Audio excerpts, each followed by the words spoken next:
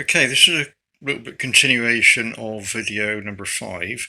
I hadn't actually shown where I'd done the cutouts for the conrod to clear the bottom of the bore.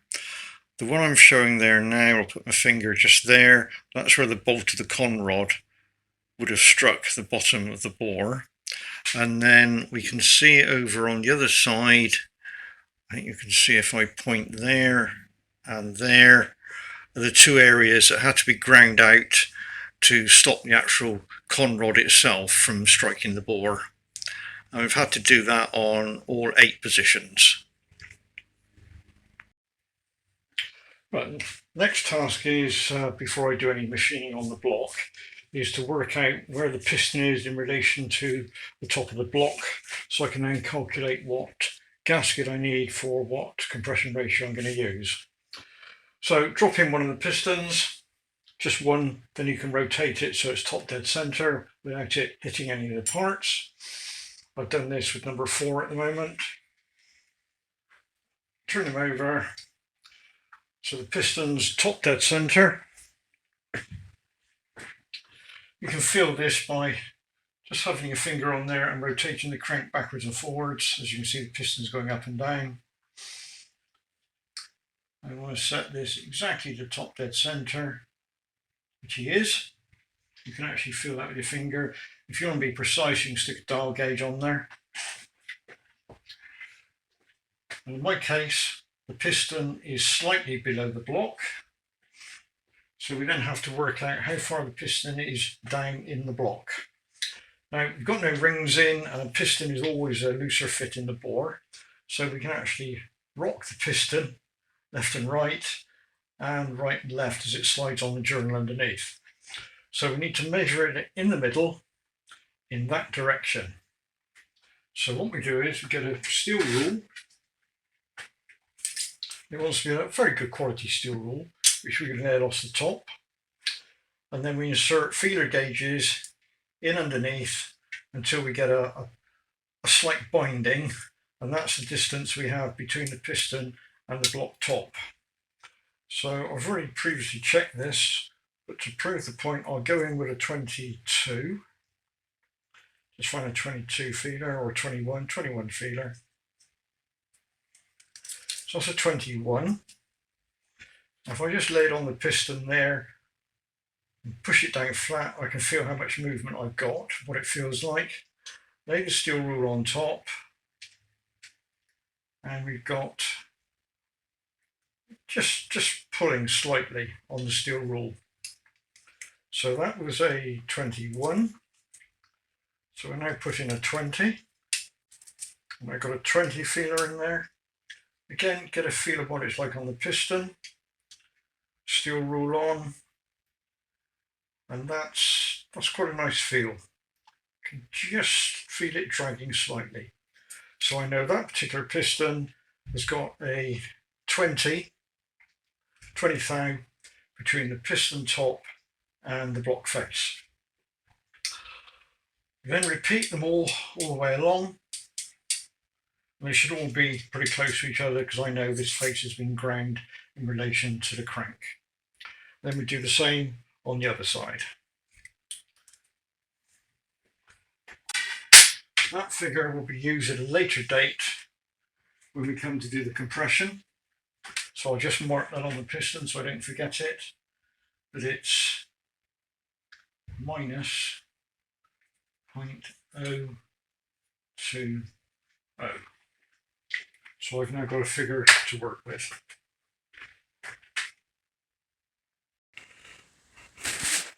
Right, now I've completed all the machining on the block for the clearances. I gave it a thorough good soapy wash. I removed the plugs from the oil ways, ran through with bottle cleaner brushes, thoroughly washed the whole block top to bottom, and then emptied a can of WD-40 over everything so that we don't get any rusting. To dry it down, I used compressed air. That's the quickest and easiest way. So the block is now ready to start assembly. So the first thing we're going to assemble is going to be the camshaft, because it's a bit of a pain to feed in if you've got the crank and rods, because they tend to get in the way. Right, so that's the preparation done on the block. So now it's time to start assembling items. So the first item to slide in is going to be the camshaft, as that's easier to put in first. If the crank and pistons are in, it's a bit of a pain sliding it in without damaging the bearings. The actual camshaft I'm going to fit is a Summit 3601, which is a very mild cam. We're not looking for out and out power on this engine. So that's the next item to fit. There it is already laid out. I'm not going to put any of break-in lube on the lobes at the moment. I'm just going to put the assembly lube on the bearings, of which I'll do a video now of doing that and sliding it in. Once it's in, then I'll put the lube onto the actual cams themselves. Otherwise it gets a bit messy and this horrible black stuff goes everywhere. So let's do that. Right, I'm just preparing the camshaft now. I use, so you can see it, this ultra slick assembly lube, and I'm going to cover the 5 bearing surfaces on the camshaft. So give that a really good coat. And as you can see, we do this on them all, so I'll do that, and you'll be able to see me inserting it.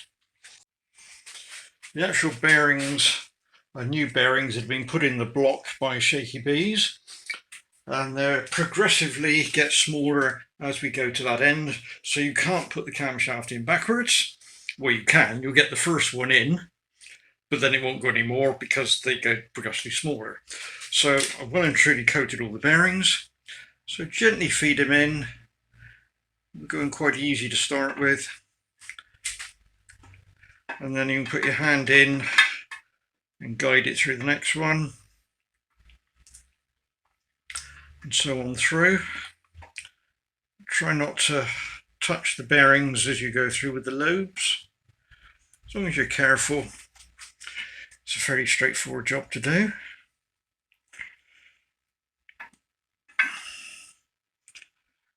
The more you go in, the tighter to get. So we're about to do the last one now, which is the crucial one. It's not the easiest job to do. Nearly there. And give them a bit of a wiggle, and you should drop in quite nicely. And then you should be able to rotate it. It'd be stiff because of the assembly lube on the bearings. When you push it in, don't bang it in. If you do, you'll knock the cap out on the end, as it's only a press fit. Right, so having got that in there now, we can now cover all the actual lobes of the camshaft with the black lube. I don't know what it's called, but it's a camshaft assembly lube that actually comes with the camshaft. So we put that all over the lobes, which I'll now do.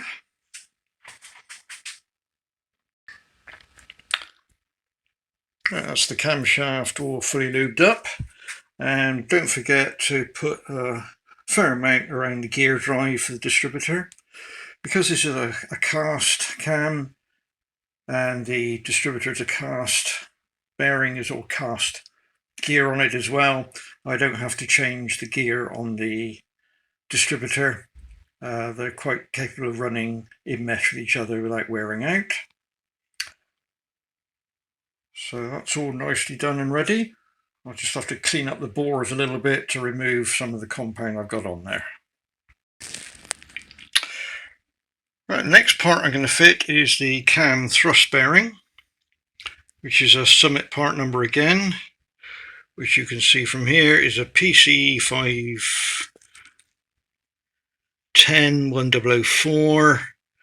I don't know what the part number is needed, but I'm sure entering those in will give you the right one if you need to purchase it from Summit. So this is out of the packet. It comes with 2 countersunk screws and the plate. You'll notice the plate has a groove on one side and not on the other. The groove goes to the engine, and that is the oil feed. So that groove goes to the engine, and it wants to go where that hole there is that's an oil feed. So that feeds out oil and feeds onto the thrust plate. So that's the next job we'll do. Right, it is possible to put it on the wrong way, as I'm sure you're aware. Obviously that's the correct way, so the holes line up, and this point here, which is the oil feed, lines up with that hole there. You can put it in backwards, and then it's obvious that's not right. So we line it up, and you just screw in loosely the screws or bolts.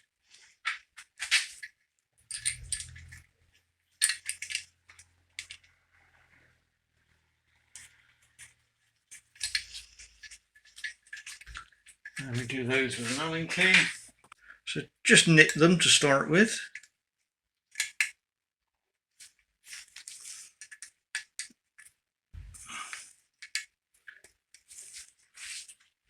And then you should be able to move the camshaft backwards and forwards.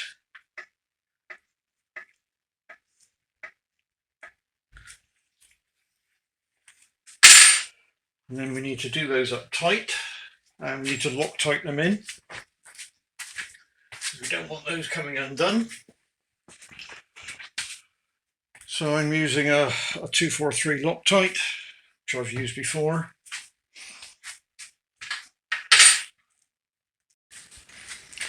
Right, so as we've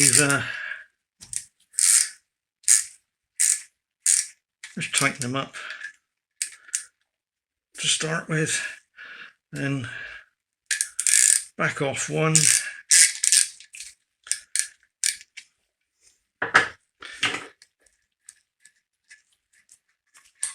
and we add a little bit of Loctite.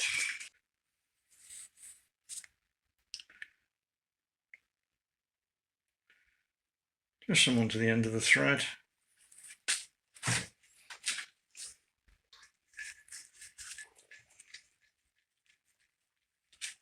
I'm sure there's a torque setting for this, but you just get a feel of how tight you want it to be. My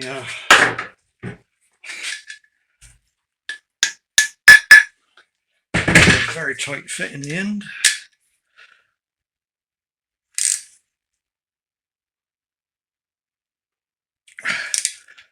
And then we take out the socket if I can. Or not the socket, shall I say, the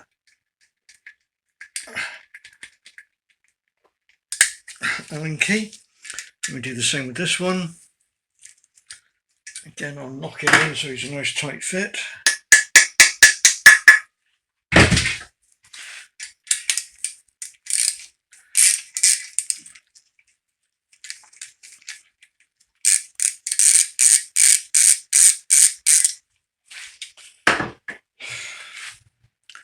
Not tight on the thread.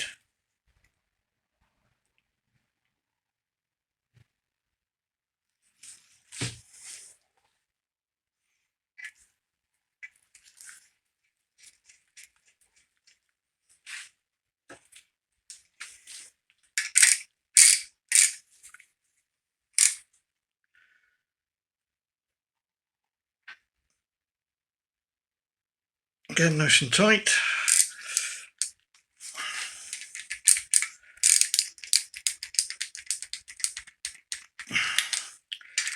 Not quite sure what size I'm using here.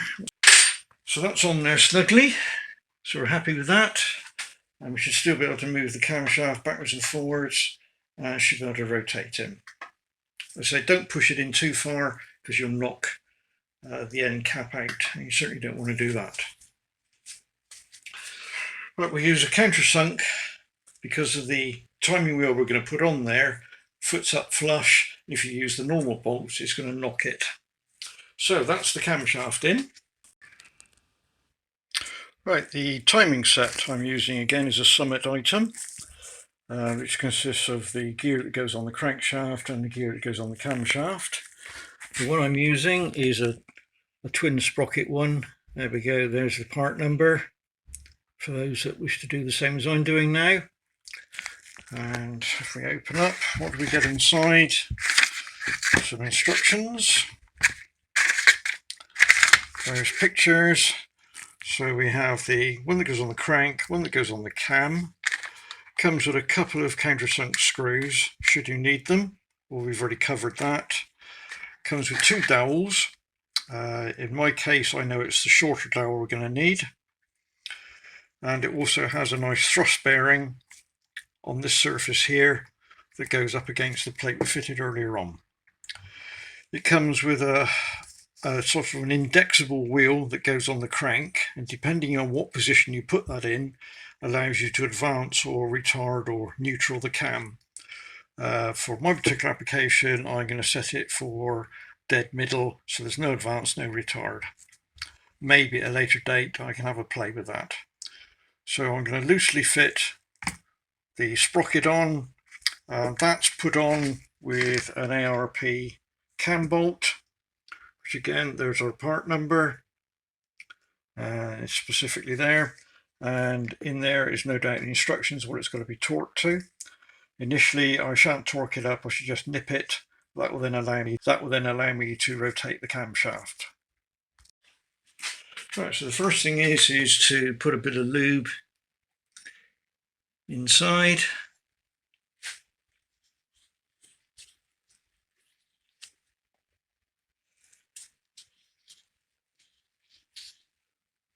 So it gets down between the cam and the faceplate. Again, you should be able to move that backwards and forwards and touch the faceplate. Again, put some round on the surface that it will be pushing against.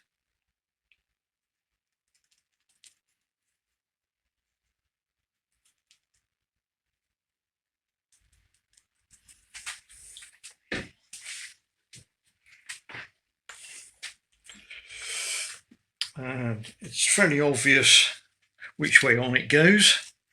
That's the thrust race there, which will go up against that surface there. So if we drop some lube around there.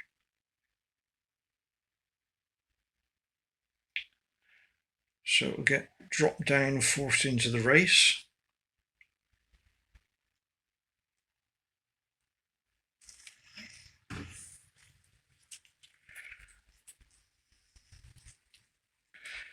A bit of a rotate and just push it down in around your fingers, and that will drop down inside.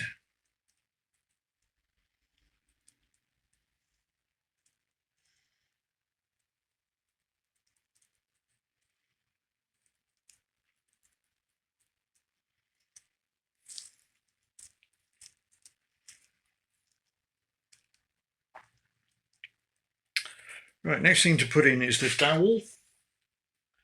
Now we know it's the small dowel. Because it's a nice fit, you'll have a sort of a hydraulic effect where it will sort of be a bit bouncy where it goes in. And then tend to put a little bit of assembly lube on the inside surface there. So it's liberally coated. Then line up the dowel onto the camshaft, and then with your finger push the camshaft forward on the gear and push in. Make sure that the dowel pin will drop back in below the surface of the gear,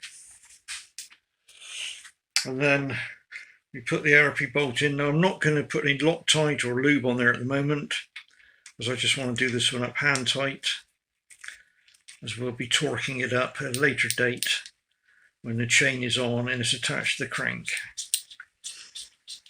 as I don't want to torque that up at the moment. So we'll just nip that up.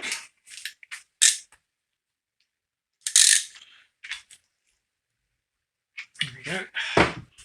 That then allows me to rotate the camshaft, which would be some resistance due to the assembly lube we put in there.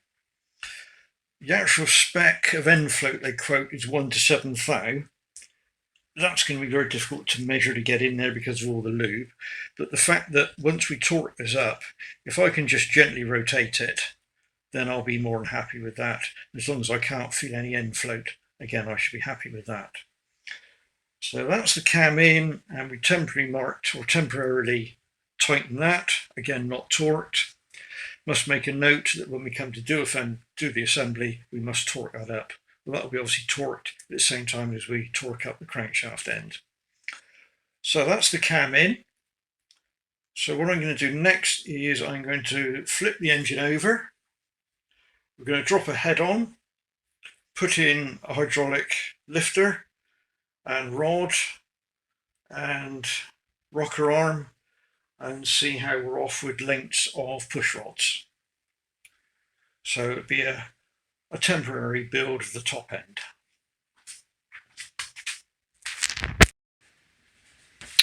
Right, hydraulic tappets. Before I install hydraulic tappets, I like to take them apart, clean them, oil them, and put them back together again. It's a very simple job to do. Here's a typical hydraulic tappet. That's the one we're going to use.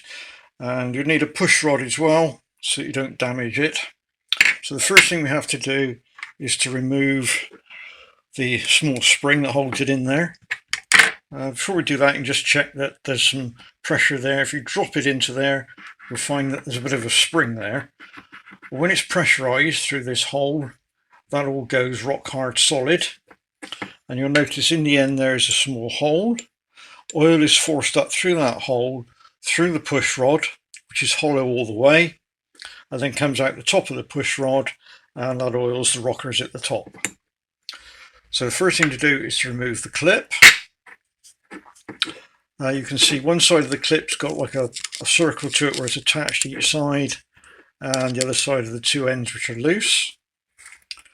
So small screwdriver, thumb over the top, and you can wiggle it so you drop one end out as I've done there. Spin him round, and again keep your finger there so you don't lose any of the bits when they pop out. Again, manoeuvre the other one up. At this point, again, use the push rod,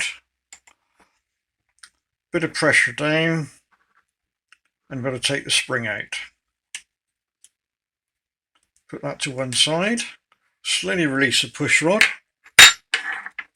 and then we can take the top cap off. If we turn him over, top cap comes out, and also there's a little sealing disc. Now it's important to remember which way this came out. So this part goes in with the larger, right, so the bit I'm touching there, where are we? There we are, is a raised section, and then you've got an indentation. So the larger, the outer raised section faces up when it goes in. So that's an important thing to remember. So take the cap off. Next thing you want to do is to take the inner out. And the best way I found doing this is to use a Sharpie and just push it in, be a fairly tight fit. And as you rotate, because it's like a piston, you'll pull it out, and with it should come a spring. If it doesn't, the spring will stay down inside. So put that to one side, and then you'll need to take a tissue, because inside here is some fluid which is put in when they're manufacturing. I like to pour out that fluid and the spring.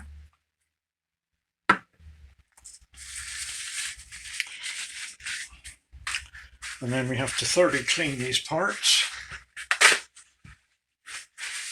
Again, I like to use a suitable brake cleaner. First thing to do is to remove what's inside. Also, you don't have to do this, but it's something I like to do. Also gives me confidence that they're working. As you can see, there is a bit of gunge in there, which isn't too clever. So we clean that off, or clean it out with clean all over.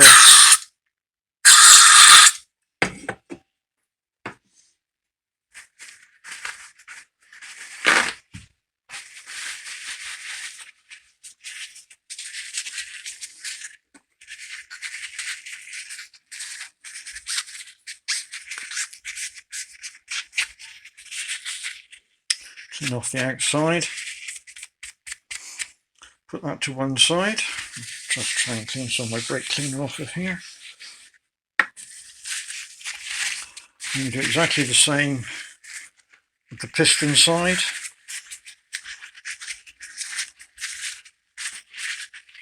Clean out the inside. Just spray. Dry that off.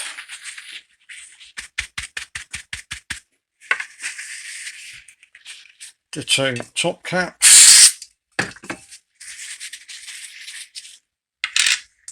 Spring.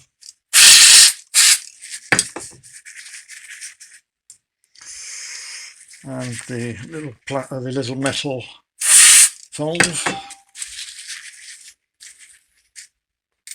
So now we can start to reassemble.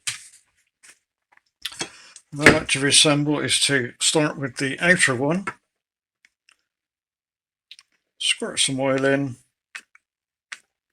till it's about half full.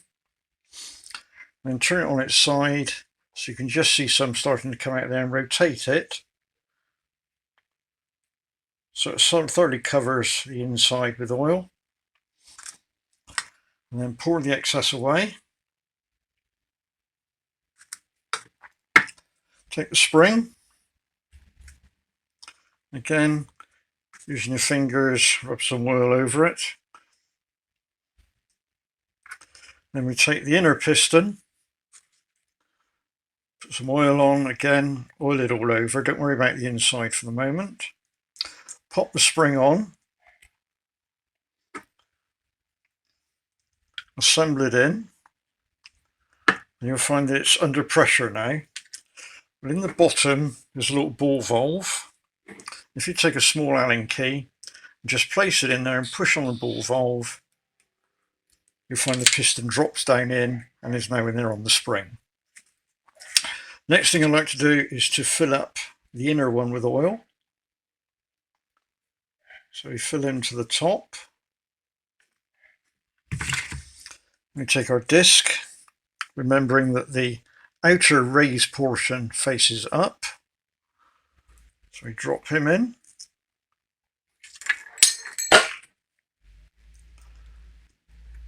And position him down. We drop cap on. We take our clip and our push rod. And we push down.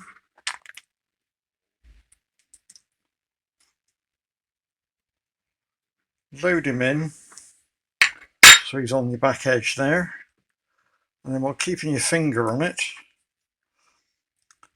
just drop in each side till it goes into the cutout all the way around. Put the rod in, and you should have some movement there. Just push it down to make sure the spring clips engage in each side of the slot. And take again some oil, coat the whole sides and the bottom, and that one's ready to insert. And we do that on all 16 of them. When you're reassembling them, another part to remember is the little spring clip that goes in. If you look at it end on, I can't really show you, you'll find that it goes along, and where the ends are, they kick up slightly. Now that kick up wants to go that way, so the kick up is up. So there's a very slight tweak on the end of the spring. So up, up.